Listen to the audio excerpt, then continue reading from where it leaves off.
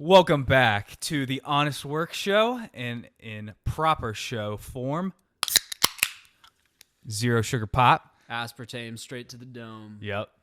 Welcome back, guys. Reid, I have an interesting little update from last week. We talked about nicotine. So I knew from previous attempts at trying to give up nicotine that there would be some water retention. So I weighed myself about 10 days ago. And that was when I first knew that I was retaining a little bit of water. And I weighed 187 pounds and some change. And I weighed myself this morning. I gained 10 fucking pounds. I was 197 pounds and some change. 10 pounds of just pure water weight gain from the lack of nicotine in my system. That just doesn't even make any sense, man. Yeah, my body's fighting against itself right now. So that's my slight nicotine update from last week. You said you were getting over norovirus, right? Mm-hmm. I feel like that could definitely have an impact as well. Norovirus. Talk about body combating itself. Digestive system is not doing so great either from that, but we're living. We're thriving. You taking your probiotics, bro?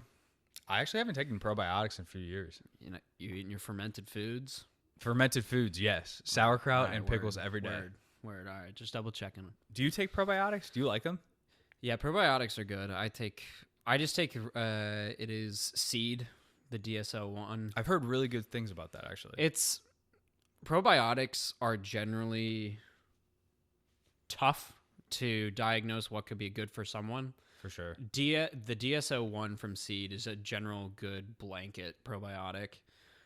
Works for most people, but yeah, it's tough. If your gut is very dysregulated, you need a lot more work than just one simple probiotic to get it kind of back in check. You need to work with a doctor or get a GI map, all this extra stuff. Norovirus definitely got a handle on me. So probiotics or a doc visit might be in need here. How are you feeling now? Are you over it? Over it, probably not. I would say I don't know if it could still be in your system a week or two after all the symptoms go away, but I'm definitely still fighting some internal stomach demons. Yeah, we all got little demons in our stomach. We're all hot girls with IBS, bro. Hot girl. Yeah, seriously. I wanted to start off today with a quote. Oh boy.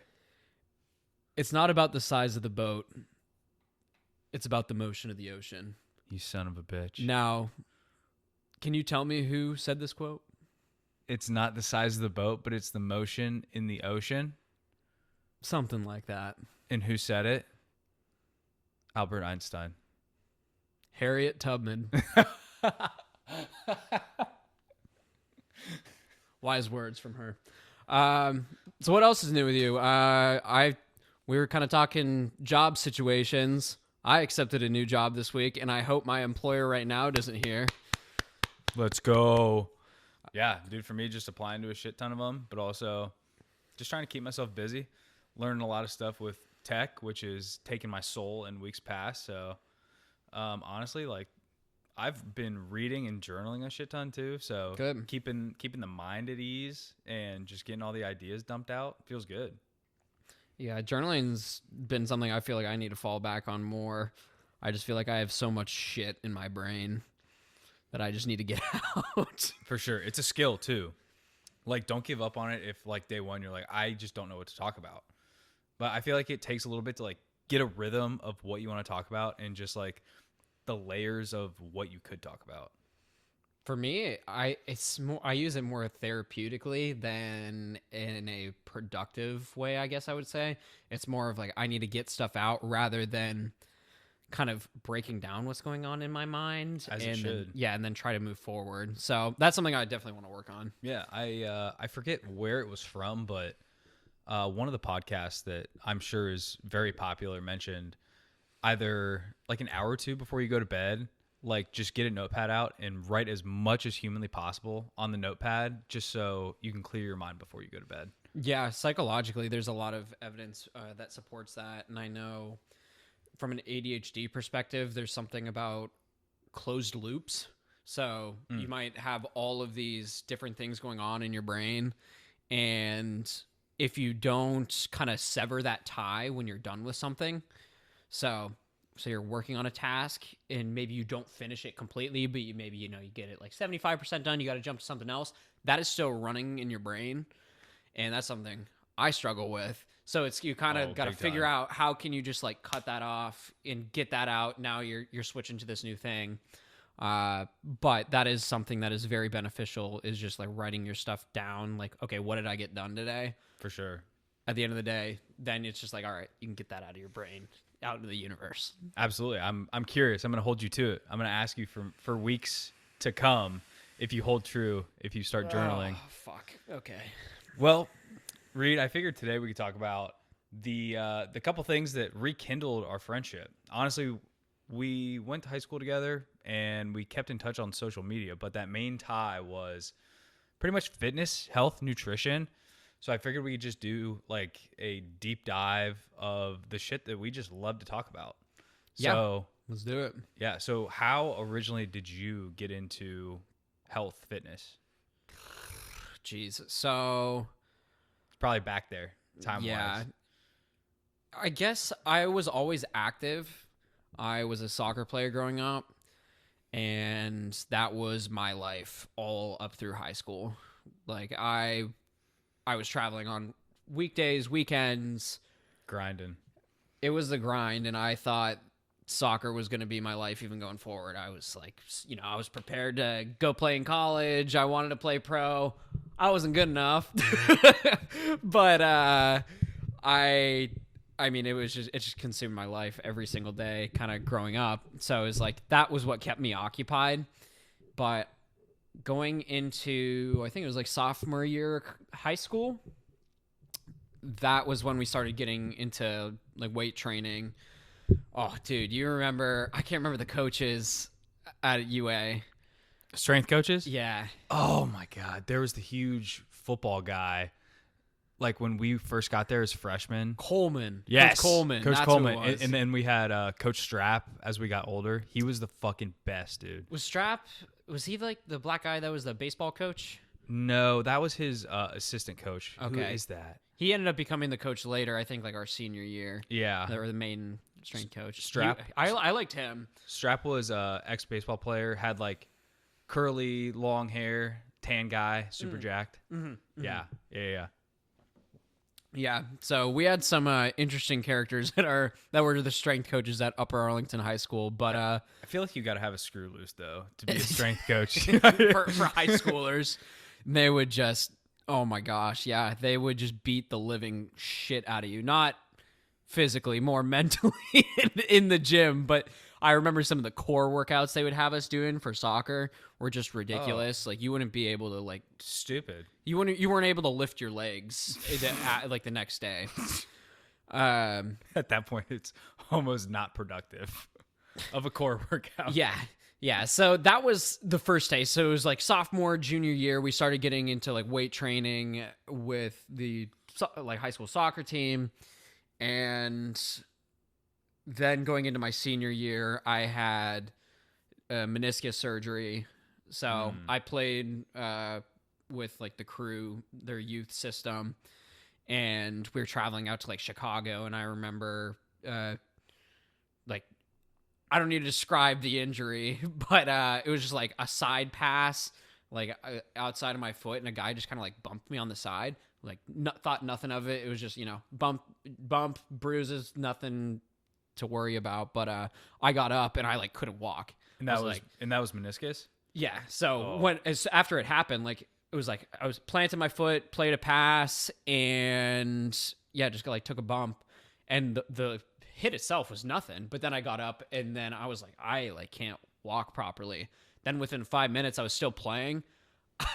I was like, I gotta come out. Like this is not working. Hurting. Yeah. Then I came out, and it was like halftime, and my knee just swelled up like a balloon. Yep. Yep. But that was my first like knee or like true like soft tissue injury, and then it was that kind of started this cascade of effects like that really screwed me up in terms of my playing health. And then going into my senior year, it was like still aggravated, and then I think I just re-injured it like just through use. And after that, I stopped playing. I was going to play in college at a small D3 school that was like an engineering school, Rose Holman. Uh, it was also a 2,000 student school with, I think, 70% men in the middle of nowhere, Indiana. So Terre Haute, Indiana. Great school, though. So, yeah, great school, but yeah, that would have been brutal. Anyways, long-winded. After I had these knee injuries, I kept doing the lifting, and then kind of through my senior year, kept doing it more and more. And I remember I was my gym partner at the time was Jacob Dietrich, one of my closest buddies. Shout out. And it was funny because like I would show up and I'd be like waiting around for him. I was like, yo, you coming? You coming in? Are we lifting? And not more frequently. He wasn't showing up, but I was just working out on my own. I'm sorry, Jacob, for calling you out. And I just kept, I kept staying consistent. I was going like 3-4 times a week, just like lifting at the gym. Now, I didn't really know what I was doing at all back then, but that was when I had to pick it up because it was like, I had to stop playing soccer. This is how I'm going to keep myself busy. And yeah, that was kind of the beginning. And kind of all through college, that is when I got more and more into it and started learning more, getting better, and just quickly found a passion for it. And I think that was just like my way of staying active. Yeah. Worked for my body. And yeah, fell in love with it. So like big time meniscus injury, got into training in high school for soccer. When was that point where training and your health like truly brought meaning to your life? If I'm being honest, actually, I think the bringing the meaning more to my life was more to like the latter end of college, and then kind of the last few years, it was more of my support mechanism for keeping myself sane. Yeah. And that's when I found more, I guess, appreciation for it. Even though it was a grind. It was like I was grinding hard, but this was like I committed myself to it, and it was the one thing that I could always rely on. In terms of like a mental aspect, it was like if I'm struggling through whatever throughout the day, that is the one thing I can always fall back on. Like I'm going to the gym, I'm hitting my lift. I think we relate to that so much. Of it just needing to be a staple in our lives, or else we just feel off. Yeah, I can't do rest days very well. I got to do something. Oh, I always have to move around. Yeah. Like even if it's a rest day and I'm not lifting, I'm still like outside walking, trying to get 10,000 steps. I can't relax and do nothing at all.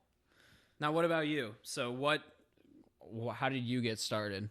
Yeah. So Reid, as you know, I was pretty overweight. I was very fat as a child, to say the least. Can I just interrupt you? That it's like crazy to think about that. I forget that you were a big fella back then. Yes. You're a big fella now, but you're in a good way. I have a funny nickname. I'm not going to say his name on here, but I hope he listens to this episode someday. He nicknamed me Finelli Marshmallow in elementary school. And that kind of spearheaded one of the reasons to get in the gym, but not even in the gym. But when I was in middle school, 7th grade, I started getting into fitness just to stop being made fun of for being overweight. Like I was so self-conscious, and it was debilitating. Like it sucks being bullied because you're overweight and you have no self-confidence because everybody else is either skinnier than you are or they're more popular and whatever. But I started doing P90X in my mom's basement. P90X. Yes. That's quite the throwback. Dude, Tony Horton Is led that who it the was? charge. Yeah, so I did the P90X workouts like in my mom's basement in 7th grade is what I started at. And then I noticed baseball improve. So like fitness was always a thing for me to improve the aesthetic of how I looked. It was never to try to get better at sports, but as soon as I noticed baseball get better. Like I got faster, hit the ball harder, could throw harder. That's really where like the addiction per se started to like get into the gym more frequent. So that was 7th grade. And as a similar story to you, like I was a weight room nut in high school. Did the same thing in 8th grade, worked out in my mom's basement, didn't really like lift weights yet. But when I got into high school, that was my first introduction to like Iron Paradise type shit. And it was fun. And I got into it, and it was almost the opposite of what most people do. I feel like most people would try to improve their health and then get their fitness in check. Dude, I was working out like crazy, but my actual health was still dog shit. Like I still ate terrible. Oh yeah. So yeah. So I dirty bulked for like 4 years in high school. So like I was huge, I was muscular, but I was fat as fuck still. But I guess when my health really brought meaning to my life was when my mom got sick. That like it's about to get like a little serious talk, but like whenever you see someone else's life kind of deteriorating in front of you, you pick up on a ton of different things. Like I was in the hospital a lot, not for me, but I was there visiting her, like seeing different ways that nutrition was handled in the hospital and seeing how people's health statuses were dealt with in the hospital too. So that's when I went down like the health rabbit hole of learning all about nutrition, micronutrients, and how you can optimize pretty much anything in your body, like through your nutrition. So like through my mom's cancer battles with health, that was my main kind of falling in love moment with health also, because I was like, no, there's got to be something better here. Did you feel, I guess you could call it regret or some type of wishing that you were able to help her out previously with that, kind of through that process? Or like why did you end up getting into that even though you were seeing her struggle? That's a really good question.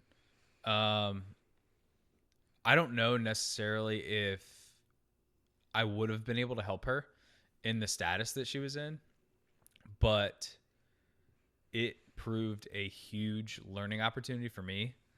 And for years, like I thought my message was to preach nutrition and health practices on people, and I couldn't have been farther off from that. But I will say, like, everything that I learned over those couple of years of watching my mom go through chemo, radiation, all the different hospital trips, dude, I learned so many different things, like down to certain elements in a red onion can do to your blood type stuff. Like, it's really cool to learn that. And obviously, like, we're both into health, fitness, and nutrition. There are so many different things that we can look at food wise and say, yes, this is how much protein's in this food. Like, you can look at a plate and know exactly what's on there in terms of macros and micros. So hopefully that answers that a little bit. A little bit. Yeah. Yeah. I mean, for me, it was more of, I guess you could say, selfish, but it wasn't so much selfish. It was like, I got to figure this shit out for myself. Like, my body was fighting a whole bunch of stuff I didn't understand. Oh, yeah. And it's only now that I've gone through this learning process of trying to like optimize my body and optimize my nutrition that I've realized I was not doing any of this stuff, and my body was in a way worse spot even growing up. Dude, high school, I was going to the lunch line and getting the fried chicken sandwich and a fucking Mountain Dew Code Red. I didn't know of what was okay food at all. We ate like fucking heathens, dude. We ate so bad back in the day. Yeah, and I was super skinny. I mean, I'm a short guy, but when I was playing soccer, it was like I think sophomore year, I was probably, gosh, 120 pounds, something like that, in that range, 125 pounds. And then end of junior year, I was upwards of, think, 160. So I put on a lot of weight, and obviously not a lot of that was muscle. There was some muscle, but I definitely got a little overweight, and I think also that probably contributed to the knee injury. Like, uh, whether you believe that or not, was just like No, I relate to it. the 100%. leverages on my body, what I was used to, were just so much different because I Yeah. had much larger legs, larger upper body. So Yeah, no, I completely relate to that. I think my largest weight gain period was when we were in 8th grade. I got a concussion playing football, and I missed 3 whole months of school. oh my gosh. Yeah, and I couldn't work out at all. I couldn't do anything. So that entire period, all I was doing was gaining weight. So injuries lead to bad things, to say the least. Yeah, man. Um, let's see what else here. Well, okay. So compared to high school, when we really didn't like know anything about training, nutrition, how has your like training and nutrition adapted throughout the years? Oh man. A ton. So I could go on a bunch of different Let- rabbit holes here. Let's go post college. Post college. Post college, I mean, I was dealing with a bunch of gut issues, and that's what kind of got me into this. So I had to. I hope you hear that burp in the background. Also, I was told that I was sucking on that Jolly Rancher too loud in the mic Yeah, you gotta previously. suck on that whole Jolly Rancher. So we bitch. gotta do our audio processing, but maybe I should just suck a little more in the mic. But I was dealing with some gut issues kind of 2022. So when I finished up school, and I was still just kind of eating really whatever I wanted. It was still, most of my food it was all protein based for the most part. Like, we got that down pretty early. It's like you're eating a lot of meat, you're eating whatever fucking protein you can get, man. Yep. But I started kind of toying around with like different types of things, such as like keto and like lower carb. I even tried vegetarian for a little bit. Oh gosh, vegetarian was horrible for me. Yeah, vegetarian was the worst thing I've ever done in my life. My body felt so terrible. Yeah. I only tried it for a week, and I felt like asshole the entire time. I think I'd be curious to try it for an extended period of time and see if like some of that is just like an adaptation period. But vegetarian was awful for me. I cognitively felt terribly. Yeah. Like, yeah, it just did not work. How'd you feel on keto? Keto, I felt phenomenal. Yeah. So I did keto for almost a year, maybe a whole year. And I had the similar response from it. I felt great. Keto has a lot of research in terms of like the cognitive benefits. It's not necessarily optimal for the Everything training else. side. Yeah, literally everything else. There's a lot of potential downsides, but from a health aspect, there are also a lot of upsides. Like, it is extremely powerful in terms of halting cancer. So it is commonly prescribed in clinics for cancer patients to follow a ketogenic diet, helps slow the rate of metastasis.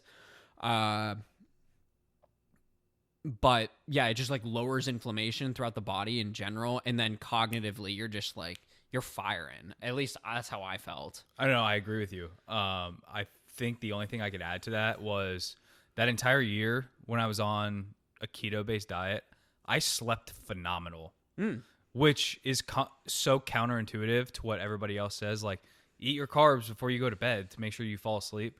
If I have too many carbs, like past a certain point in the night, I sleep like shit.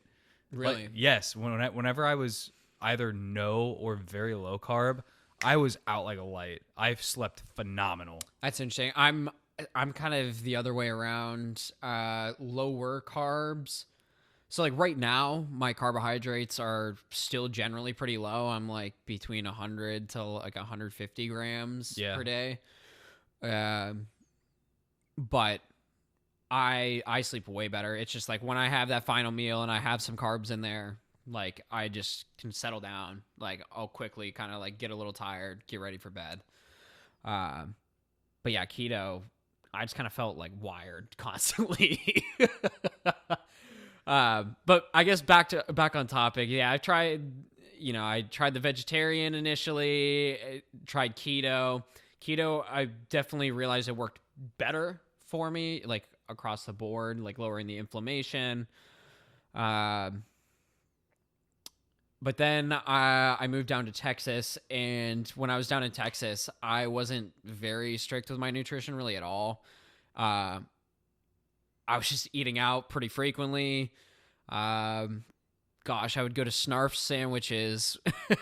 It's just a sandwich shop like next door to me. I would go there almost every single day after the gym. The shit was just so good. What's it called? Snarfs? Snarfs. It's based out of Colorado, actually, but they have a location in Austin, and it was just subs, but they were just so gas. I mean, I didn't really have any strict nutrition then. Like I never really did up until, yeah, I guess I would say like recently, the last year or so, where I've been like trying to hone in on like, okay, these foods are working for me, these aren't. Yeah. Well, I mean, that's the whole point of the evolution. Yeah. So like, what's the diet like right now? Like in terms of you being strict in certain ways? It's pretty wild. As I mentioned, like I dealt with all these like weird health issues, and I had to go down all these rabbit holes to figure out like what's working with my body, why is it not working. Yeah. I did a genetics test last year, so early 2024, and there were a couple things that I found. So I am prone to very high histamine. So my body is more likely to produce more histamine, as well as I don't break down histamine as easily. And what is histamine for people that might not know? Yeah. So histamine is, I believe it is a hormone. Don't quote me on that. But histamine is like your allergic response generally. Yeah. It is not necessarily a bad thing. It is produced within the body and it promotes wakefulness, but you have a tolerance to it. Histamine is one of those things where you can think about it as like a bucket, and your bucket might be a lot larger than my bucket. It probably is. And when histamine gets too high, that's when you start getting issues such as, it could be like skin problems, it could be itching, it could be anxiety. It can be gut issues. It could be all across the board, all these different things. And for different people, it's different types of symptoms. But I found this out, and then I started toying around with, okay, what do I need to do to get lower histamine? And it turns out like it's in a lot of stuff. So are there certain foods that you're avoiding per se that have higher amounts of histamine? Yeah. There are foods that produce it. I should say, there are foods that will produce a higher histamine response, and then there's foods that contain histamine. Oh, so that is something you have to consider as well. So high histamine foods would be like tomatoes are very high. Eggs have some. I still have eggs, but again, it's just like pick your battles. Yeah, you got to like figure out what works for you and what doesn't. Yeah. There's a lot of other things. They're just not coming to my mind right now. Tomatoes is like one of the big ones. I saw online when you told me about this, like fermented foods and avocados. Yep. Fermented foods are big. Avocados are, again, like they're kind of lower on the list, but they can produce a histamine response. Fermented foods are a very big one, as well as leftover foods. Oh, so yeah. Leftover foods specifically, so food that you cook and then you just throw it into the fridge, generally has very high histamine. So when people are going onto a low histamine diet, you kind of have to cook fresh almost all the time, or you find workarounds. Some of that could be freezing, like flash freezing. is like as soon as you cook it, throw it in the freezer. That generally is better. I need to try it and figure that out because it's hard for me to just meal prep now because I have to cook most of this fresh. Yeah, you can. You got to cook everything or buy everything pretty much. Yeah. So histamine is one thing, and then there's also sulfur. So that's another one that relates to histamine. My body is slow to break down sulfur. And sulfur is generally actually very good for your body. So it is found in things such as leafy greens, your cruciferous, I think that's how it's pronounced, veggies. So like cauliflower and broccoli. Sulfur is a kind of a detox it gets rid of a lot of oxidative stress like within the body. Is it like a form of fiber? Or does it? No, it just helps detox your body. Yeah, it helps detox your body. But the problem with sulfur is it can indirectly produce histamine in the body. So I've got this like triple whammy of things that can cause histamine problems. And again, that can be found in a lot of different foods, eggs as well, unfortunately.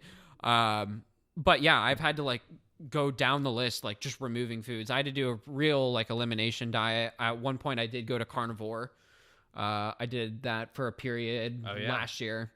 And funny enough, like it actually worked pretty well.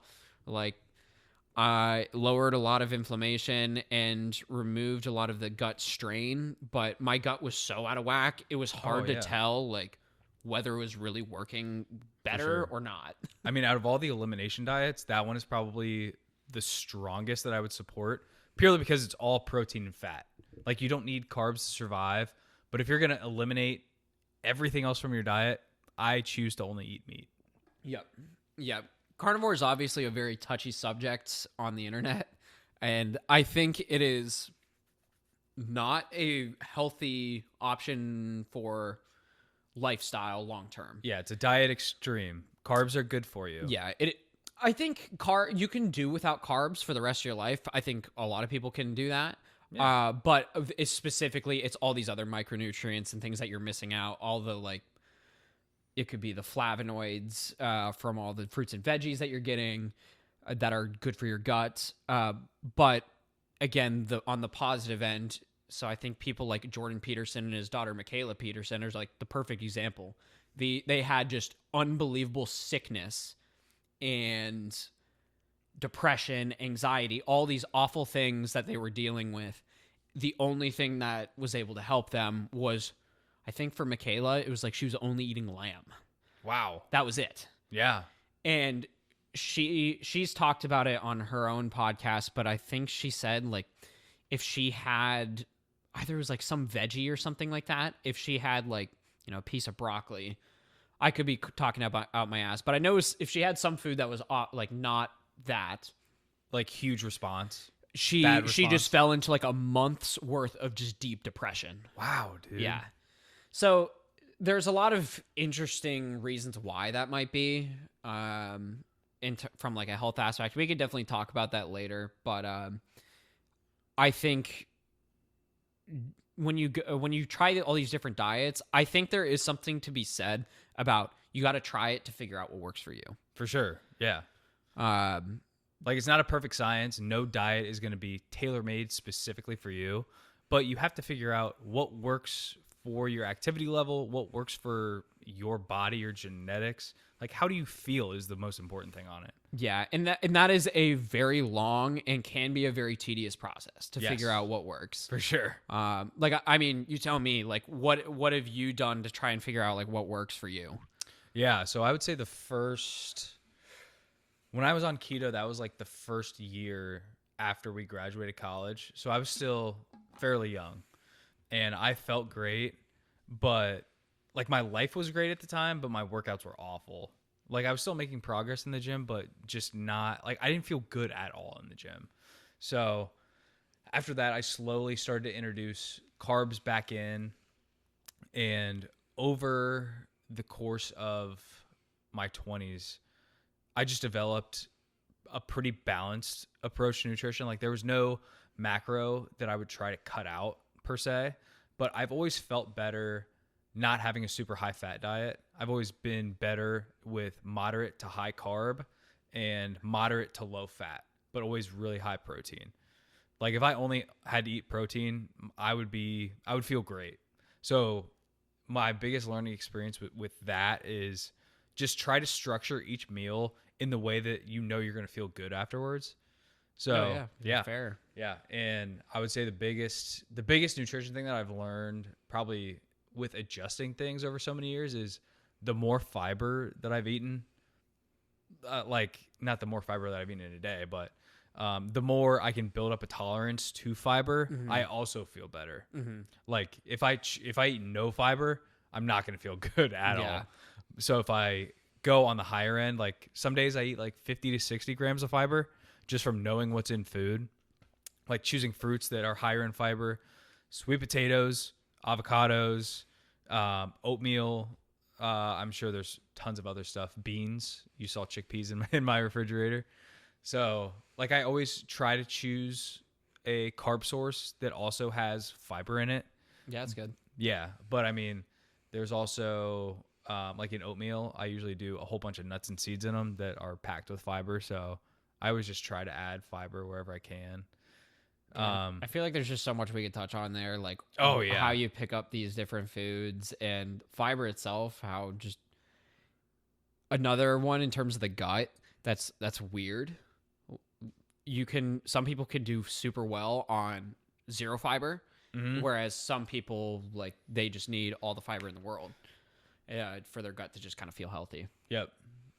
It's definitely a person to person thing, but I mean, in my consistency is going to be the number one thing with any of these diet approaches. Like, I think the biggest Achilles heel for me in my adult life is just boozing too much. And no matter what diet you do, when you booze too much, you're just not going to get the benefit or the result that you want. So staying consistent over a certain amount of time. Like Reid and I talked before we went live. Reid's going 3 months. I'm going to try a full 365 to see what all physical, mental, emotional progress that we can make over those times. But I'm curious to see like what type of results are there with that. But just to clarify, Nick is talking about going no alcohol. Yes, no alcohol. Yeah. And then, so you want to go for a year, man? I'm going to try. I think it would be good. Because last year I did almost 6 months, if not a full 6 months, of no booze. So this year it's no nicotine, no booze. So we're going to give it a go. How are you going to cope, bro? Are you just going to have a shit ton of caffeine? I mean, that's pretty much been it so far. But I mean, even caffeine can be like negative consequence after too much. You can just start to feel like shit. Oh, yeah, man. Caffeine was a weird one for me. I used a lot of it all through college and most of my adult life thus far. But it's only now that I've realized that I'm like actually pretty sensitive to anxiety because of the caffeine. Oh, yeah. Yeah. It's like if I go over maybe 150 milligrams, that's when it could start pushing me a little bit like over the edge. Really? Yeah. It's weird. Now there's a whole lot of other like things that could go into that. It's like I said, in terms of the genetic stuff, so you have like histamine and then these other like neurotransmitters I am sensitive to. I am sensitive to more noradrenaline, epinephrine.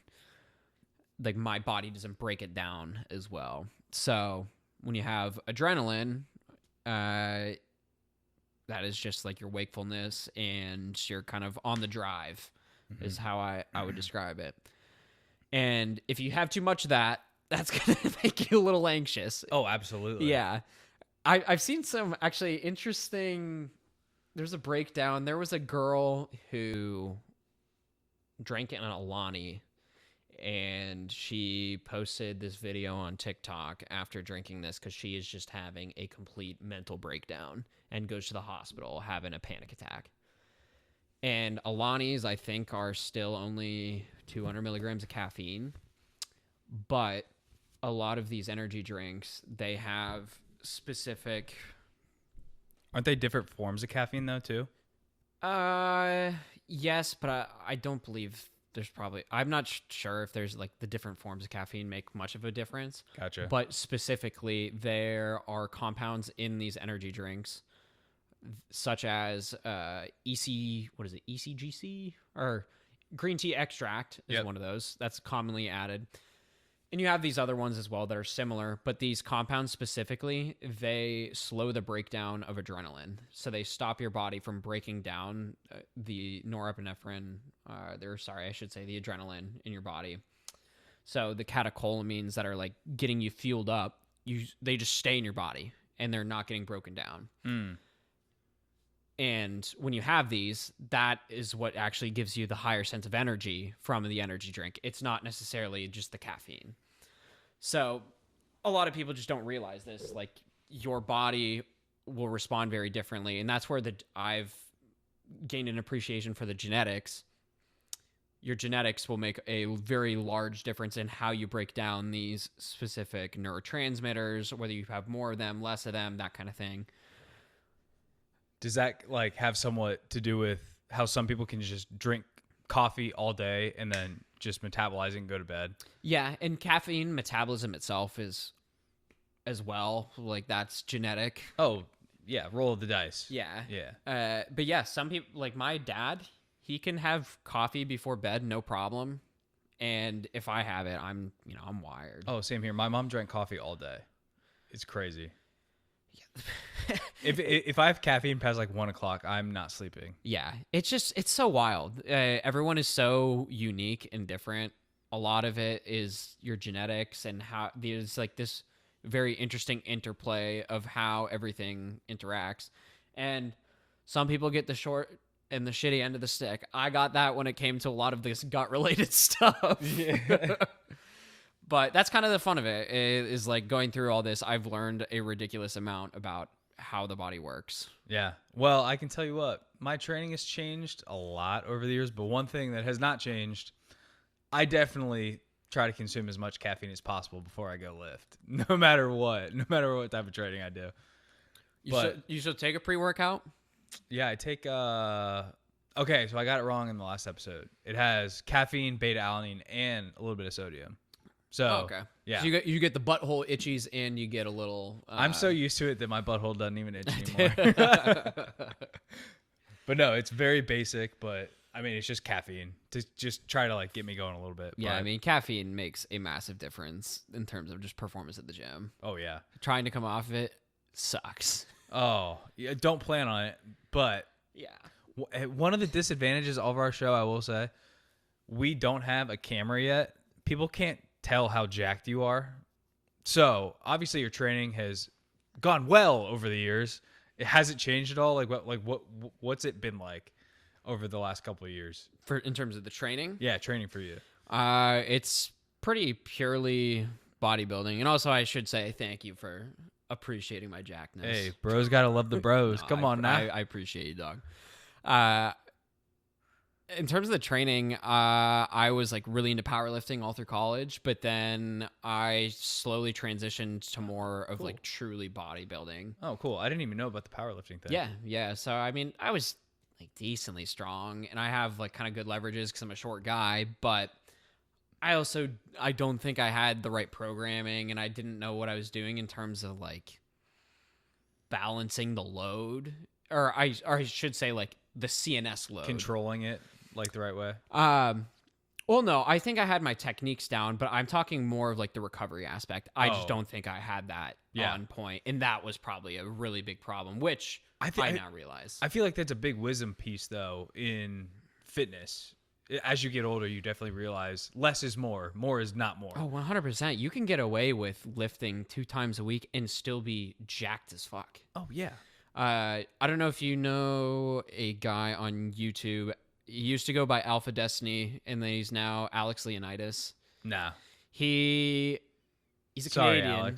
Sorry, Alex. He's a Canadian guy, and he kind of trained like the West Side barbell style, where it was conjugate system, where it was high intensity day and then a high volume day. Mm-hmm. But he is just strong as fuck as a natty. But he, for the longest time, was only training like 2 days a week. that's all it takes, because Yeah. you got to train balls to the wall. Yeah. I mean, if you're training 2 days a week, I can tell you that motherfucker's training hard. Yeah. And that's one of the biggest things for me that was the game changer. Yeah. Which came with time, was just the training hard aspect. You can move your body a lot, but you might not be training yourself hard. Yeah, you can move every day and not do a damn thing. But if you train once or twice a week and actually push the RPE, rate of perceived exertion, how hard are you working out? If you get that up to the 9 or 10 out of 10, then goddamn, you're going to make some progress. Yeah. And I guess back to your question, now for bodybuilding, I'm training pretty much to failure every single set. Really? Yes. But I don't Wow. do an insane amount of volume. And I'm also Yeah. not doing the crazy compound lifts that I was doing Mm-hmm. a while ago.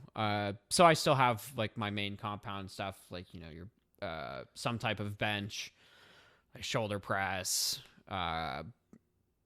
even for back stuff. I guess I recently started doing like barbell rows again, but nothing like really that insane. Even for leg motions, like a lot of like belt squats. Yeah. Just not getting crazy CNS load, Yeah. because that's been more of my focus now. I mean, it sounds like keeping it simple, and that's what you got to do. Yeah. Simple is the best thing Yep. to do. And but yeah, that's how I train now, is like, it's not a lot of crazy like super heavy lifts, but I am all about controlling the weight and getting the full range of motion and controlling it the whole way. Yeah. And it's done me very well. I'm using way less weight than I was, years ago, but I'm making way better gains, even, 10 years into this journey for me. Oh yeah. I mean, if you lift super heavy, you'll get a stimulus, but also if you drop the weight down 75% and get an even better stimulus, then that's better. So weight means nothing. Yeah. And so what are you doing now for your training? So right now, we'll start present day and then kind of rewind a little bit. But for the last like 2 to 3 years, I've done full body 4 to 5 days a week. So the main reason for that is to just stretch the total load on a body part out throughout the week and not like blow it all in one training session. Gotcha. If you follow Yeah. me. So reason for that, I've had a shit ton of ortho surgeries in my 20s. So starting out like just out of college, I went through a huge CrossFit kick in college, and probably like a year or two after college, I continued to do it. And not hating on CrossFit by any means, but it was definitely not conducive to the progress that I wanted to see like now. So I was just beat up. None of the injuries that I had surgery for were from CrossFit, but they were all injuries from baseball, football, growing up. They didn't heal. No, they definitely did not fucking heal. If anything, they got worse, but no injury was directly correlated to CrossFit. But now all of my training is tailored around like health and longevity. Like I'm not training to back squat 1,000 pounds. I'm not training for a powerlifting meet or anything like that. But with like, I've had my meniscus operated on twice. I've had both hips operated on. And I've had my shoulder operated on. So now is about how much can I get out of a quality warm up? How consistent can I keep my body in safe positions but still get a really good stimulus? So training has definitely changed a lot since those ortho surgeries. Let me tell you, I'm not trying to go into an OR anytime soon again. So, but mainly like, so the last 2 to 3 years, I've been pretty healthy body-wise. And when I was in college and the first year or two after college, like I was still hurting all the time, but I wasn't in surgeries yet. But in that main time that I was having surgeries, I really had no consistency in what type of training I was doing. I was always rehabbing and just trying to get back to like a baseline to see if my joints could function as they could. But I think the biggest mental struggle with having all these surgeries and adapting to the new training style now is I always used to train for something. Like when we played sports, we used to train for our sport. When I was training CrossFit, I was training to be better at CrossFit. And over the last year or two, I made it a big goal to become a good runner after 2 meniscus surgeries, to be like, no, I can actually do something that I never thought I was going to be able to do. So I've always had like this end target in mind of something that I was training for. And now like I've lost that. Like I'm training for nothing, but I'm also training for like to be healthy at 70. And that's not like super tangible. Like I can't see that anytime soon. Yeah. So, and it's like we talk about how social media is a highlight reel and everything. Like I'm going through like mental struggles now with my training because I've had Achilles tendonitis for almost a year at this point, and the son of a bitch won't get better. So like I'm in this like in and out training style of okay, like I can run twice a week, but then the next week I can't run at all. It's all dependent on how my Achilles feels and whether or not I feel like I can load it appropriately. Do you have a PT you go to? Yeah, like I've been so whenever I go to lift, I always try to do at least one PT exercise, whether it's foam roll, stretch, or like load my actual Achilles with weighted movements. So I try to do something to try to get it done, but dude, it just won't calm down, and it's been like a year. So I'm in this like transition period to where like, do I completely cut out like in impact based cardio training? Like, do I just go to like a bike type of a situation and for cardio, I should say. But now I'm in the point to like, should I just all in for a year, just like go weight training? And these are all just like me having ideas out loud. But like none of those ideas are off the table, I should say, but they're things I'm thinking about. So I might get into like some dedicated bodybuilding stuff this year without having the cardio to kind of offset the progress that you make in the gym. So we'll see. Yeah, that's definitely something that keeps you going a lot. It keeps you moving forward. I also was very similar. Like I did a half marathon last year. That was a good thing to train towards. And yeah, always having some type of goal will keep you pushing forward. And that's where we kind of talk about the discipline and the habits. That's where the habits that we developed of having to go to the gym, almost every day, like we need to go get our pump, whatever it is, that has done us so much more than, these goals that we have set. Those will give you, a bit of motivation in the moment, but it's like when you got this thing that is instilled into your brain and body that you got to get done, that will keep you going in the long run. And it's hard to develop that. I very much empathize with people who have a tough time trying to go to the gym, or they've gone to the gym and they struggle to kind of keep consistent. Yeah. And I will say, let me make this clear. Whenever I wake up at 5 o'clock and I go to the gym 5 days a week at I wake up at 5 a.m. and I start working out at 5:30, it's not like I love waking up that early and go to the gym that early. I thoroughly enjoy working out, but I like the benefits of how it makes me feel better than if I were to skip out on doing something like that. Yep. Yeah. I 100% agree. And that's how a lot of the gym has become an escape. It's where you can let go of all the stress you got throughout the day.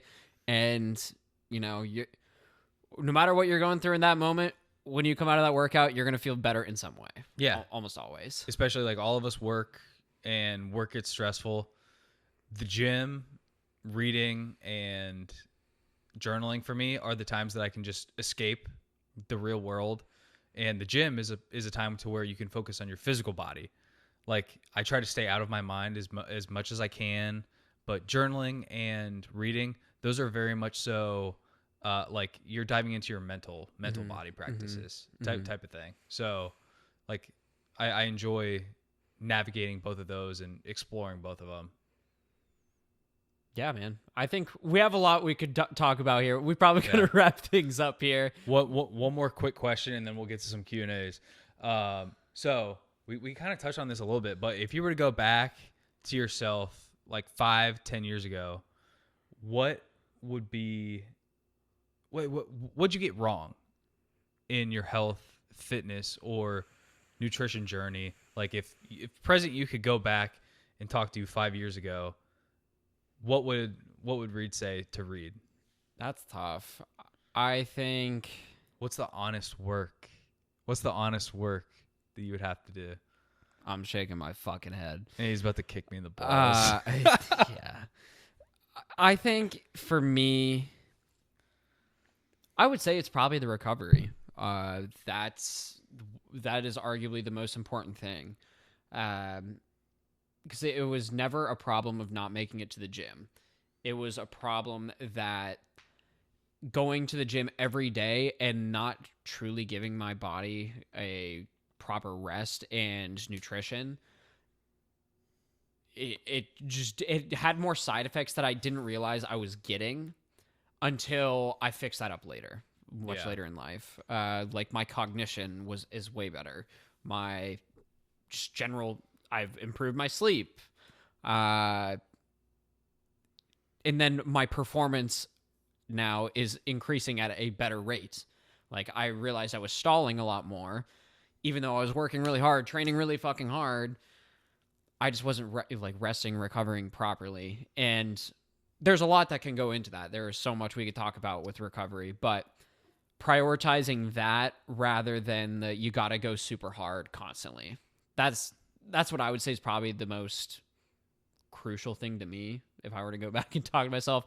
Yeah. I mean, I was a fucking idiot 5-10 years ago, and I still am, but I have a lot of wisdom I could give back, but I think that's probably close to the top. Yeah, I think I would agree. My strong suit was always being consistent in the gym. I think my area of fucking up when I was younger was reducing the amount of stress that happened outside of the gym. Not necessarily having as good of sleep habits as I could have, not being as consistent with diet practices as I could have, and just not staying healthy, honestly, is a huge one. Like getting in and out of surgery really taught me that I had to lift certain ways and not do 25 sets of one body part in a day and splitting that up throughout the week. I wish I went back and started doing full body, like strength and hypertrophy training back 5 years ago instead of just 2 to 3 years ago, just so I could have that knowledge and more consistent with that type of a workout routine. Yeah, that could be that we could dive into that so much more, and we will. But yeah, and I think the thing you pointed on, and I think both of us we can kind of see as the common denominator here, is we have a lot of things that we could go back and tell ourselves. That's part of the journey is with, I think, your fitness and your health it is truly a journey. You are going to learn along the way. There's going to be good things and bad things that happen, and how you respond and learn is ultimately like what forces you to grow. And that obviously goes beyond the gym. But it's going through these things and trying things, failing a lot. That's how you're going to figure out what is working, what's the right thing to do for you. Yep. There's always going to be ebbs and flows. Motivation will come and go. But the discipline and consistency will definitely put you on the right track. Yeah. I think, just to kind of end it on a note, I think there's something to be said about just figuring out what's working for you and what's not working for you, and paying close attention to your body, your minds, and it could even be other things like your relationships outside the gym, paying attention to seeing what's working and what's not and reflecting on those. That's what's going to give you more insight in the long run. Love it. With everything. Absolutely love it. All All right, Reid asked for some questions via Instagram, so we got a couple. We're gonna rapid fire them, and this is probably where in the show we're going off the rails. So I love it. We could lose our jobs with some of these questions. Oh joy! We'll start with a good question from Matt Rice. Shout out Upper Arlington. What's your biggest fear in life? We'll start with you. What you got? My biggest fear in life. Wow, right on the spot. I think in this point in my life, it's fear of not living up to the potential that I want to be. We spoke a little bit before we started recording of the things that I want to accomplish this year, and I want to fucking work towards them. And I think the biggest disappointment would be leaving some type of opportunity for myself on the table, not living up to the potential that I want to be.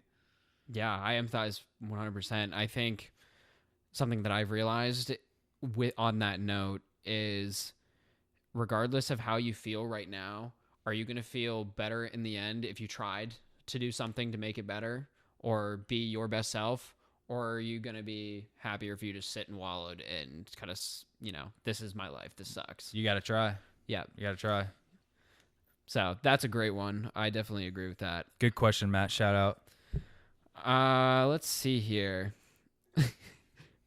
Kyle Cornell asks, how do you classify a woman as a thought? Well, first off, you got to be a hoe. So if you're a hoe, I'll let the judge decide that one. If she a hoe, she a hoe. Oh gosh, I think we could name off a lot of things. I'll be a little more blunt. You got to check out their Instagram. Like, what's... Did she have a Visco in high school? What's her Snapchat score? Yeah, oh, that's a good one. That's actually, you know what? I think that's a great indicator. I think your Snapchat score, the ass to face ratio in terms of Instagram photos, like what you got, the number of photos that they're posting, how much is ass, how much is their face. Oh, does she have one of the like little screen protectors on? You can't see anything, from the side. That goes for guys. That goes for guys too. You're a hoe if you have one of those where no one can see. What are you hiding? If you're hiding something on your phone, for sure. All right, we could go more into that, Kyle. I love you, bro. Thank you. All right, Chris asks, is it cheating to work out while on your Vyvanse cycle? I'll let you answer that one. What's Vyvanse? Is that a stimulant? It's an ADHD med. I don't think it's cheating at all. I think you'll be locked in. That's for fucking sure. If you're working out on Adderall, I mean, you will be locked in. It's not necessarily the greatest for your blood pressure and your stress, but you know what? You're probably gonna you're gonna hit your lifts. I think for the most part. Locked in, buddy. All right. Jack Lewis asks, how do I quit being a twink? What's a twink? Oh, bro. I'm a holy boy, Reid. I don't know what that is. It's like a skinny. Hold on. No, you shouldn't tell me. I should look this up on Google and then read the definition. Sure. All right. What is it TWINK?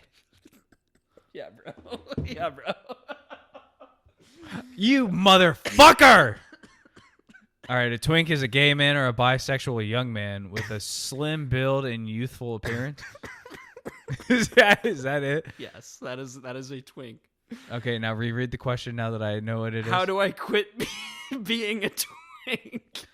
I think that's some deep work for you, fella. I think you got to figure that one out on your own. Jack, you just got to get in the gym, bro. Start taking some tren, eat a lot of protein. You'll be good, bro. Yeah, eat a steak.